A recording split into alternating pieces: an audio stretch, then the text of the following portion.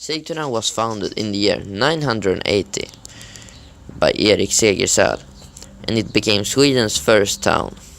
It was the king of Sweden in the year 980 who decided the location for Sigtuna. He chose this specific area. Erik Segersäll wanted Sigtuna to be close to the Lake Mälaren because the fastest way to travel back then was by boat. It was important that it was easy to travel to Sigtuna, so it would be easy to import goods from different countries and then sell them in Sigtuna. Erik Segersäll wanted to cooperate with the church so he could reach his goal. The goal was that the king and God should rule the country. Erik Segersäll was already the king, and he was now also going to be the man of God.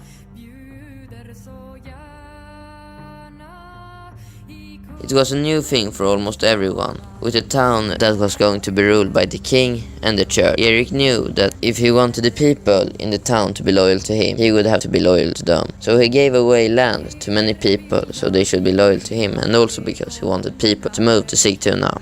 When the archaeologists have looked at the planning of how the town would look, they could see that it almost looks the same now as it did back then. One of the most important things in Sigtuna is the big street that the town is built around. There is also a big marketplace in Sigtuna, where the people often sold the things they grew or made themselves.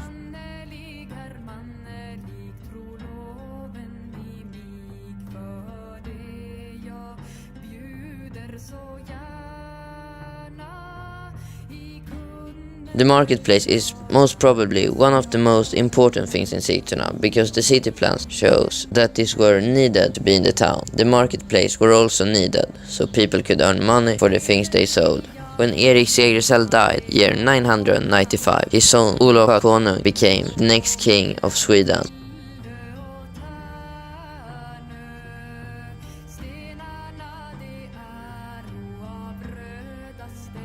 Olof Konung was the first Swedish king to be baptized and remain Christian to his death. Around year 995, Olof Konung brought silver and coin masters from England and started to produce coins in Sigtuna. On one side of the coin it was a picture of King Olof Konung himself, and it was also a letter on the coin that said Olof, the king of the Swedes. On the other side of the coin it was a picture of a cross. Between the years 995 and 1030, around 2 million coins had been produced in Sigtuna. There were many different cultures and languages in Sigtuna, and there were around 1,000 persons living in the town in year 1000. Because there was so many different cultures in Sigtuna, many goods that were found were not from Sweden. Many of them came from Russia, Poland and the Ukraine. All of this shows that there were many people from other countries that lived in Sigtuna. It helped the town a lot that many of the people wasn't from Sweden, because then they often had a lot of experience from the big towns in Europe. Today Sigtuna is very similar to how it was in year 980. There are more houses around the town, and there are also some new houses on Stora Gatan, but they do still look like if they were just as old as all the other buildings. Today there are many tourists from all around the world visiting Sigtuna. The thing I think the tourists likes in Sigtuna is that it's such a pretty little town.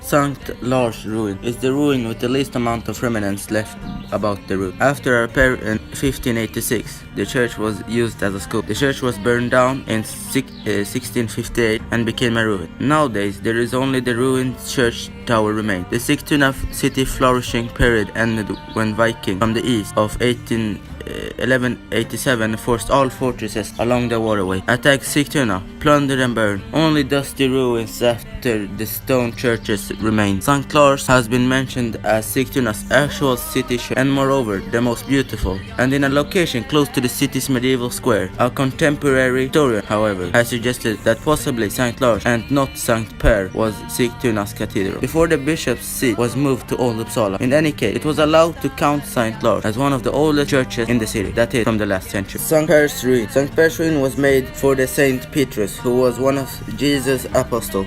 His first entrance was in the New Testament and in Acts, which was a book in the New Testament. He was the second apostle who Jesus called. The first one was his older brother Andreas. In the beginning, the St. Per's ruin was intentionally gonna have 2 towers, but that plan never got to pop. The end result of the ruin was only 1 tower, which was finished about the year 1100. The St. Per ruin was not as important as a building like St. Olaf was. The churchyard is positioned at an altitude in the western part of the early city. St. Olaf ruin was built up in Sigtuna in the 12th century. It was created for the holy St. Olaf. St. Olaf's ruin is built to the west of Maria Church and close to the St. Per's Church. St. Olaf was the king of Norway from 1015 to 2028. He was the first and the most popular Scandinavian saint. He was Norway's national saint. The ruin is unfortunately closed because of the risk of collapse in the ruin. The St. Olaf ruin is very much comparable to the St. Per's ruin. In the ruin was an old sacrificial sword where people made cultural sacrifice. People offered coins for good luck, but there was also a water source where people believed that if you drank the water, you'd be healed from disease. People believed in the source because they thought the Saint Olaf was a patron and had healing power. Why they have a ruin about a Norwegian king, you maybe would ask. But that's because they used to travel to Sigtuna in the early 11th century. He used to plunder in Mälaren, which is Sweden's 3rd biggest sea, next to Vänern and Vättern. Mälaren is kinda close to Sigtuna. Fun fact, there are 2 schools in Sigtuna who their name refers to their ruins in Sigtuna. One of them is St. Olaf, which we are pupils on. It's a high school from the grade 7 till 9. Then we got St. Per, which is a middle school.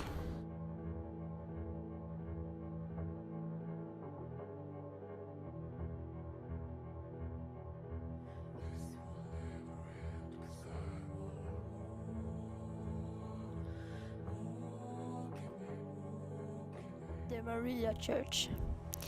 The Dominican Brothers' magnificent new build. Today it is an assembly church. It is the oldest building in Sigtuna that still are in use. It is also Sweden's very first monumental building that is performed in bricks. The Maria Church was made around year 1230. It was totally finished around year 1255. The church was a little special and compared with some others made out of stone. This one looked different. Many people think that is one of the most beautiful church in Sweden. The church is very good condition and today they are using it as normal place to different needs.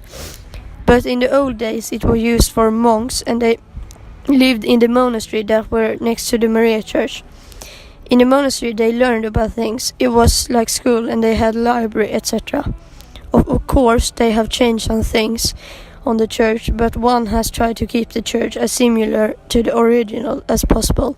But they need to keep the church all the time because Mohammed! If you look at the photo of it now and before, can you see some difference? For example, it had other aisles, and also instead of the uneven facade now facing the north and south, the longhouse had now capelle-shaped buildings, each with its own gable. On the inside have they made it more modern, with technology like speakers for speech, etc. When you're inside the church, can you find a big organ? It's actually still going and they are playing on it when they have visitors. Of course, it's not the same organ.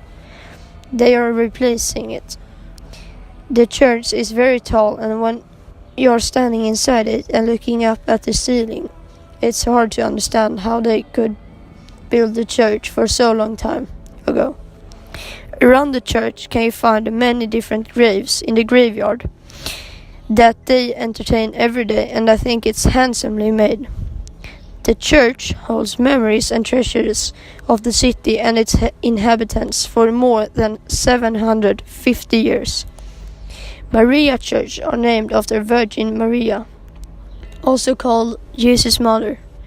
Maria had a husband that was named Joseph, and he was also him that angel Gabriel chose to be Jesus' extra dad. She was Jesus' mother and are very common, famous within Christianity. If Maria didn't exist, then Jesus had never been born. It was the angel Gabriel that told her that she had a child in her belly. Later she gave birth to her child in Bethlehem. He was named Jesus, and people say that he was God. Jesus died a time after that because he was crucified. Christian people are learning about their stories, history, and they think that God are with us in the heaven. They also think that God are supernatural. When they are having a bad time, for example, they can ask God if he can help them. Today people can visit the church very easy, and it has been popular within tourists, also people that are living here in Sigtuna. The surroundings is beautiful, and the church are placed in the center of Sigtuna, and I think it is a very good place to have it. It's hard to miss the church if you're crossing Sigtuna. Previously the church belonged to the bell tower that is on the clock back. Unfortunately, it burned up June 30, 2016. The fire was no coincidence instead, so someone burned it up for purpose. At Christmas endings in school, we have gathered in Maria Church and some students sing, and the principal is speaking, but the priest also speaks and the staff plays the organ. Today children in this church are baptized, and you can also marry there. If you're visiting Sigtuna, I think it's important to don't miss our beautiful church and its surroundings.